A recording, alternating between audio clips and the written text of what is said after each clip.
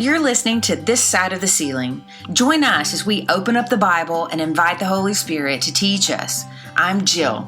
And I'm Kelsey. As Christians, we've been told that in this world we will have trouble. But we take heart that God has given us everything we need for life and godliness on this side of the ceiling. Hello, welcome back to This Side of the Ceiling. And we are coming to the last chapter of James and the last couple studies on the book of James. It's been a good study. Yeah, so it practical. Really has. Learned a lot from James. He has lots to teach us. And today, he's going to teach us about patience. Yeah, that's a hard one. Yeah. Have you had a time where you can remember that you had to be patient? You weren't getting what you wanted immediately? Yeah, I think back as a child. I mean, even as early as I remember, I've always loved babies. I think a lot of girls love babies, but I remember really longing to be able to babysit, to be able to go watch someone's children. And my mom said, when you're 12 years old.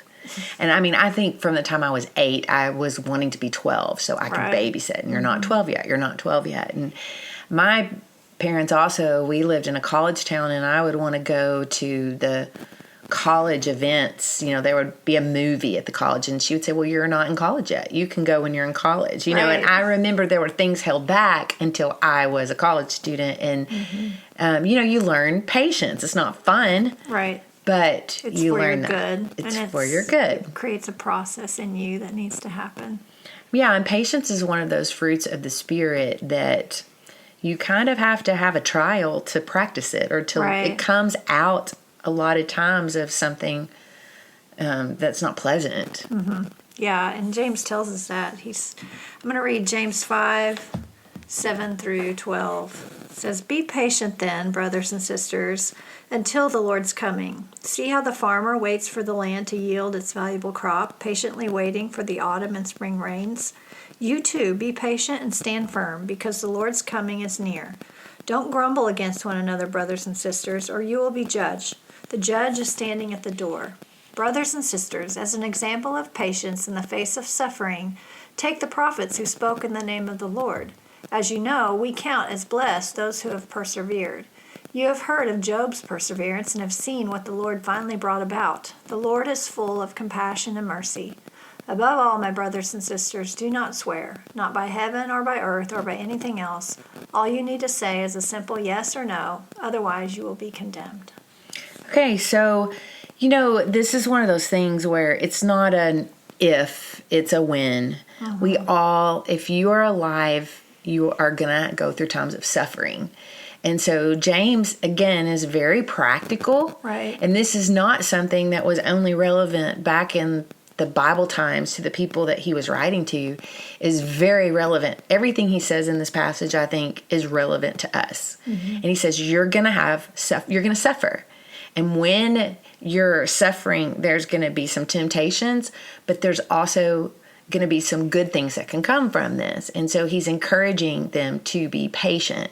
And he gives 3 examples. Right. He always gives the real life examples. Yeah. And he says, I'm going to give you, James is so good at that. Mm-hmm. And he says, look to the farmer, look to the prophets, and look to Job. Right. So he comes right out of the bat and he says, when you're struggling, think about the farmer. He waits patiently for the precious fruit of the earth, until he's patient until the rains come. And he calls them the early and the late rains. I was looking at this and I found out that every time the Bible talks about the early and late rains, it's as a kind of a reward for God providing for his people. It kind of goes back to in Deuteronomy. I'm going to read Deuteronomy 11, 13, and 14. Jesus or God is giving the law, kind of. And in this verse, Deuteronomy 11:13, it says, "If you will indeed obey my commandments that I command you today to love the Lord your God and to serve him with all your heart and with all your soul, he will give the rain for your land in its season, the early rain and the later rain, that you can gather in the grain and the wine and the oil." This rain was a reward for covenant loyalty that the Right. people did. Yeah. And, sometimes in the Old Testament, the drought was because of their unfaithfulness. Yeah. And notice James also, he puts the end in mind. He talks about the end result until the Lord's coming. Like he gives us that light at the end of the tunnel, but it's going to be a tunnel getting there. And I don't know, how in the NIV it says, establish your hearts, the Lord's coming. And I just love those words, establish your heart. And me, it means like, okay, stand strong. Like just get set. Yeah. Like tell your heart, the Lord is coming. Right. And what that means, just like you said, that there is a light. We know it works well. Now, the prophets to me is a harder example because he goes on to say, as an example of suffering and patience, take the prophets. That's a harder example. Right. I would not have wanted to be a prophet in the Old Testament because they were asked to do some awful things. Yes. And they didn't really, it was usually in a time when a lot of the people weren't listening to what they were saying. And yet, And they never really saw the fruit of their words. no, I think they were more for us, for us to look back and say, look, Isaiah and Jeremiah and Hosea, they were all saying these things that God was telling them, even when the people weren't listening. And we can look back and see God being faithful and fulfilling what he says later. But those prophets were just living it. Patience. Yes. And so they were really in that. Now Job to me is the great example. And Job is one of the earliest books that we have of the Bible.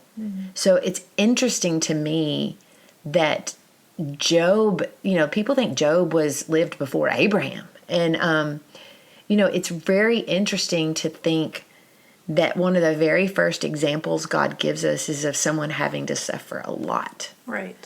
And Job was a rich person. James has been pretty hard on rich people, and just in this chapter. Yeah.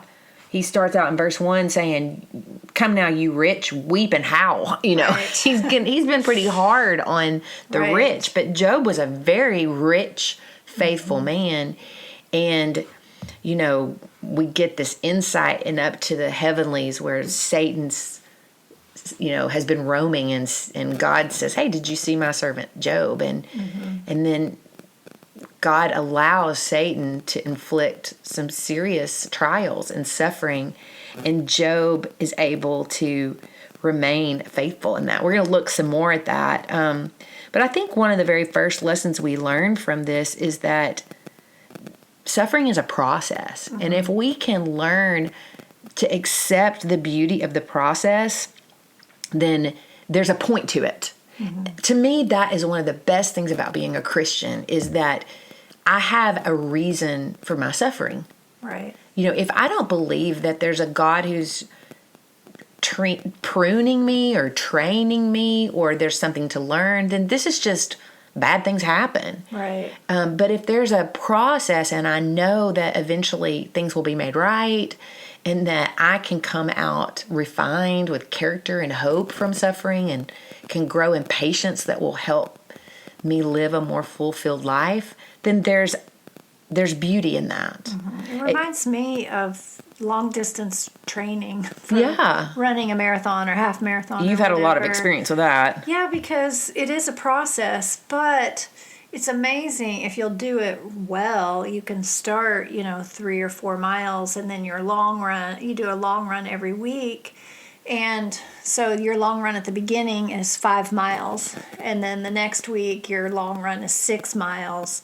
And then the next week it's 7, and then maybe you go back to 5, and then you go to 9, and then you go back. But it's amazing how the process makes you better at it every week. Like the long run is the hard run every week, but by the end of your training, if you're doing a marathon, if your long run's 24, that long run of 5 miles is nothing. That used to be a long run. In fact, a friend of mine trained together, and she called me one time. We ran most of our miles together, and we were at that point where our long run's 20, and medium runs like 12, and the short runs, But she said, "Oh, it's only 6 tonight. Let's just run it on our own." And it just made me think, 6 months ago or 4 months ago, that was our long run, that we would have to meet together to push each other through it. And then here we are 4 months down the road, and we can do that alone. That's fine. That's not hard to do anymore. Yeah, so there's a process of that. The process is training you to be able to run longer distances. So. Yeah, and in the same way, suffering, God can train us to be able to be faithful in that. I think another thing we can learn, and I want to go back to Job on this, is that in the process, to acknowledge God's faithfulness. I think that's what he meant with the rain. The rain was showing God's faithfulness to care for the earth with the farmers and bring the fruit. And, in the middle of all of Job's trials, Job, I would encourage you to read that if this lesson resonates with you, because there's 42 chapters of Job.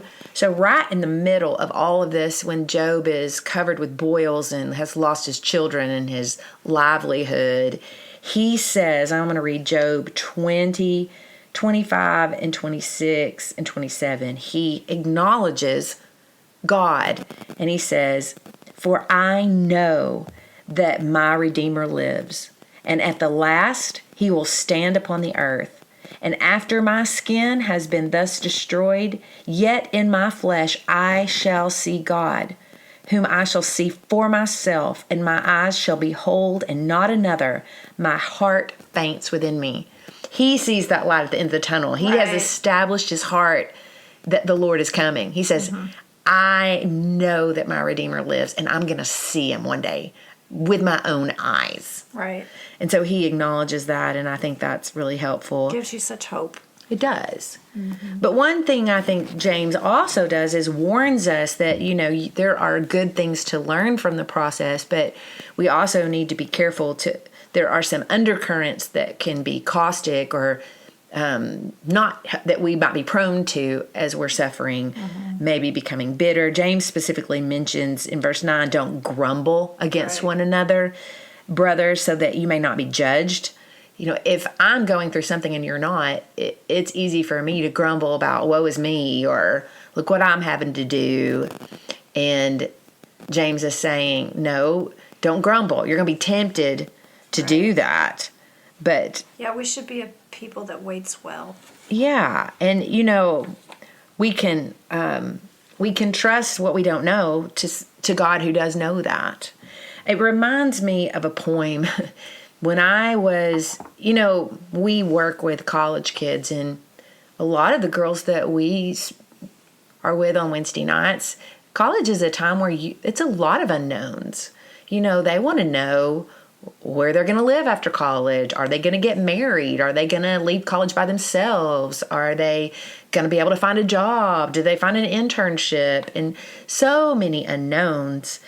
And yet God's asking them to be patient. I'm going to reveal this at the right time. And sometimes we try to rush that. And I remember when I was that age, there was a poem. It's kind of a famous poem. I don't think we even know the author of it.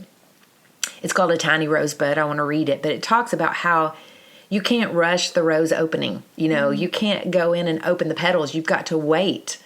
And so I'd like to read this. I think it's really good. It's only a tiny rosebud, a flower of God's design, but I cannot unfold the petals with these clumsy hands of mine. The secret of unfolding flowers is not known to such as I. God opens this flower so easily, but in my hands they die.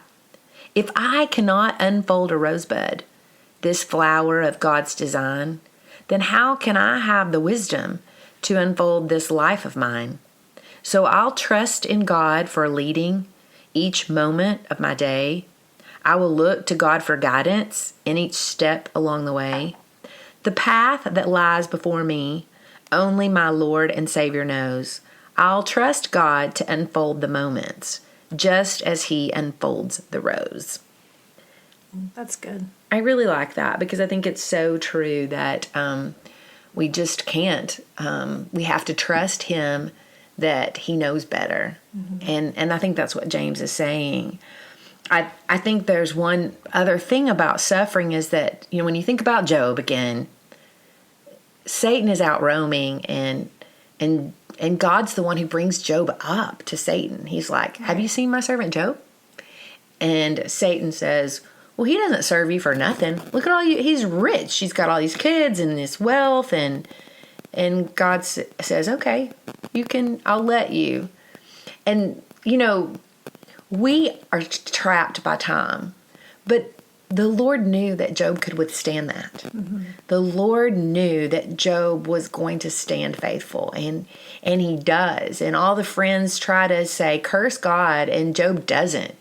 It's only when Job begins to doubt who God is, not what he's done, that God steps in and talks to Job, literally, and reminds him of his ways. But, God knew that Job was going to withstand that, but Job didn't. No. And I think in the suffering, we sometimes don't know what our growth is until we handle something. Right. And, I think a good place to end today might be with Job, because I read that confession that he has in the middle of Job. And then God comes in and reminds him how above him, where were you, Job, when I put the snow in a cave? And where were you, Job, when I did all these, when I watched the deer give birth, and all these things that he reminds Job. And then at the end, one of the things Job says in the very last chapter of Job, in fact, it's the final words that we get of Job. He said, I had heard of you by the hearing of the ear, but now my eye sees you. Therefore I despise myself and repent in dust and ashes. Job says, I'd heard of you, but now I get it. Right. Now I see you, and it's because of what he suffered. Right. And he was able to be faithful and to acknowledge God in the middle of it and to trust the process. Thanks for listening and journeying with us on this side of the ceiling. See you next time.